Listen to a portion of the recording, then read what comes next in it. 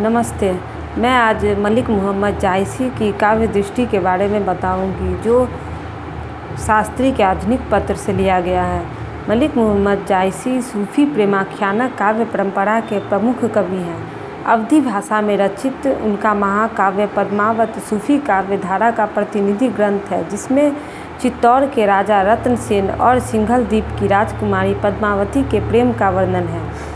सूफी कवियों ने हिंदू घरों में प्रचलित लोक प्रसिद्ध प्रेम गाथाओं को अपनी काव्य का विषय वस्तु बनाया, साथ ही लौकिक प्रेम के माध्यम से अलौकिक प्रेम की व्यंजना की। इनके काव्य में प्रेम की महत्ता स्वीकार की गई है। ये प्रेम को ईश्वर प्राप्ति का साधन मानते हैं और इश्क मजाजी से इश्क हकीकी तक पहुँचने का संदेश देते हैं। जायसी की काव्य दृष्टि की समीक्षा अनेक शीर्षकों में की जा सकती है, जैसे सौंदर्य चित्रण, वस्तु निर्माण, अलंकार निरूपण, छंद योजना इत्यादि।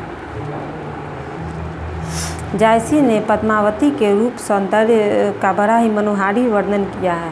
वह अलौकिक सौंदर्य से युक्त ऐसी युवती है जिसके रेशमी केश काले काले सर्पों जैसे हैं, और जब वह अपने जूड़े को खोलकर बाल झाड़ती है तो केशों की श्यामता के कारण सर्वत्र अंधकार हो जाता है। के नेत्र बंकिम है, नासिका खड्ग तोते की चोंच से भी अधिक नुकीली और सुंदर है। पुष्प इसी आशा में सुगंध विकर्ण करते हैं कि शायद वह हमें अपनी नासिका से लगा ले। जायसी ने नायिका के नख सिक्का एवं सौंदर्य का अलंकारिक वर्णन किया है। उनके उपमान पारंपरिक भले ही हो, किंतु सौंदर्य वर्णन में नवीनता परिलक्षित होती है। सूफी कवियों ने विभिन्न प्रकार के वस्तु वर्णनों द्वारा मानवीय ज्ञान में अभिवृद्धि की है। पद्मावत में वस्तु वर्णन की बहुलता दिखाई देती है। उनमें वन उपवन, खाद्य सामग्री, समुद्र वर्णन, उत्सव, लोकाचार्य, यात्रा शकुन, जल क्रीड़ा, नखशिख वर्णन आदि का विशद वर्णन है। जायसी का युद्ध वर्णन अन्य सभी वर्णनों की अपेक्षा अधिक मर्मस्पर्शी एवं सजीव है। दोनों सेनाओं के आक्रमण, हाथियों की गर्जना, विभिन्न अस्त्र शस्त्रों का संचालन का आदि के माध्यम से इन्होंने अपने काव्य में बहुत ही सुंदर वर्णन किया है। पद्मावत में प्रकृति का चित्रण एवं उद्दीपन रूप में प्रमुखता से किया गया है। बिंब ग्रहण प्रणाली के आधार पर प्रकृति के रम्य एवं संश्लिष्ट चित्र उसमें प्रचुरता से प्रस्तुत किए गए। जैसे उदाहरण के लिए देखें कि मानस सरोवर का वर्णन करते हुए कवि ने उसके रमणीक रूप की झांकी प्रस्तुत की है। जायसी ने भावात्मक एवं साधनात्मक रहस्यवाद का समावेश अपने काव्य में किया है। वे यह मानते हैं कि परंपरागत अर्थात वे मानते हैं कि परमात्मा रूपी प्रियतम हृदय में ही है, किंतु वह कौन है जो उससे मेल करा सके। कहीं कहीं समासोक्ति के माध्यम से भी उन्होंने आध्यात्मिक अर्थ की व्यंजना की है। परमात्मा की छवि संपूर्ण संसार में व्याप्त है। सृष्टि की सारी वस्तुएं उसी के सौंदर्य की छाया है।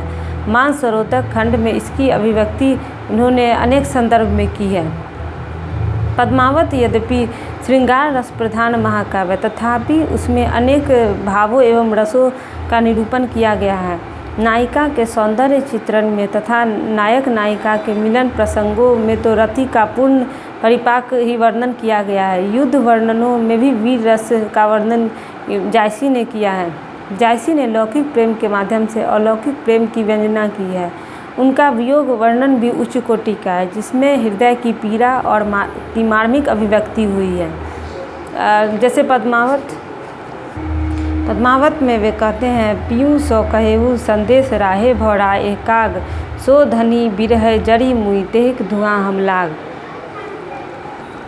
जायसी एक भावुक कवि थे, अतः उन्होंने विभिन्न भावों के चित्रण में सफलता प्राप्त की है। प्रेम एवं विरह के निरूपण में के वे अद्वितीय कवि माने जाते हैं।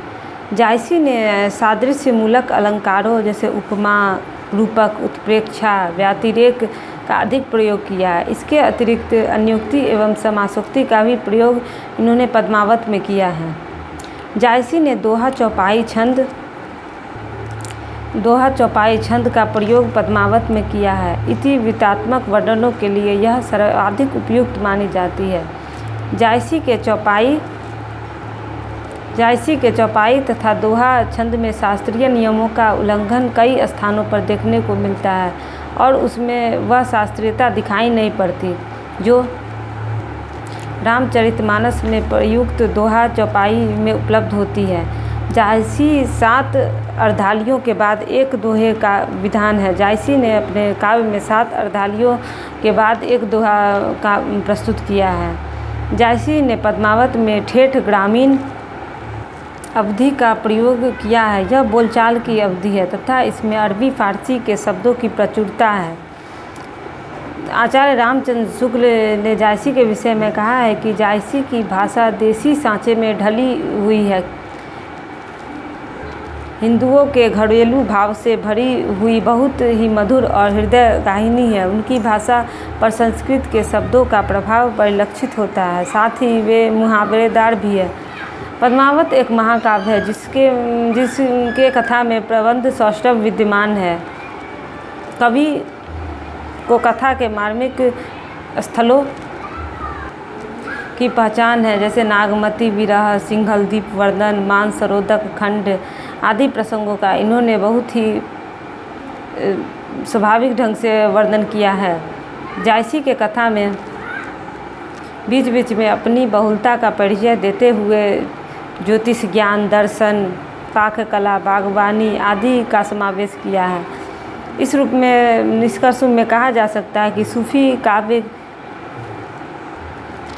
काव्यधारा के इस महाकवि की काव्य दृष्टि अत्यंत व्यापक थी। लौकिक प्रेम के माध्यम से अलौकिक प्रेम की व्यंजना करते हुए जायसी ने हिंदी कवियों में अपना महत्वपूर्ण स्थान बनाने में सफलता प्राप्त की है।